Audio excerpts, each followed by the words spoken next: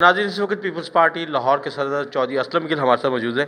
चौधरी साहब, अब पंजाब में भी काबीना बन गई और 2 वज़ीर भी बन गए हैं। सीनियर मिनिस्टर की जिम्मेदारी दी हसन मुर्तज़ा साहब को, हैदर गिलानी साहब भी आए। तो क्या अब पंजाब के अंदर पीपल्स पार्टी कुछ डिलीवर करने की, कारकुनों को खुश करने की?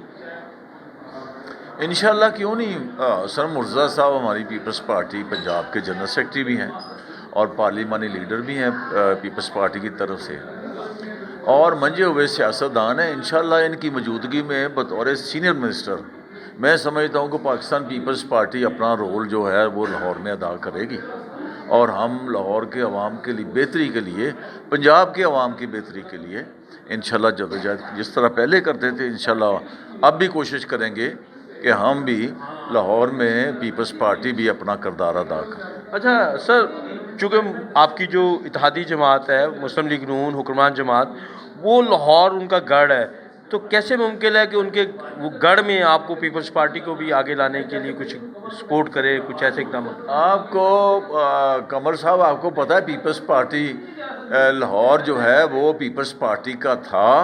पीपल्स पार्टी जुल्फ़िकार भुट्टो के दौर में ना कोई नून शून नहीं थी, ना कोई मुस्लिम लीग थी, ना कोई और थी, ना कोई पीटीआई थी।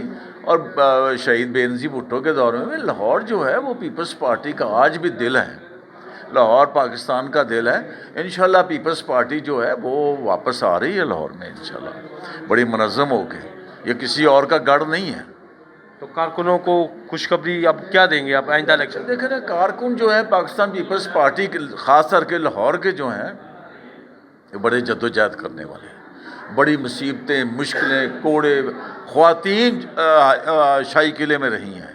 जद्दोजहद करने वाले लोग हैं, किसी से डरने वाले लोग नहीं हैं, किसी आंसू गैस से नहीं डरते पीटीआई की तरह कि जनाब भाग जाओ, इधर हो जाओ। सारी ज़िंदगी पाकिस्तान पीपल्स पार्टी के कारकुन इस लाहौर शहर में कोड़े भी खाते हैं, शाही किलों में भी रहे हैं, जद्दोजहद के मास्टर हैं।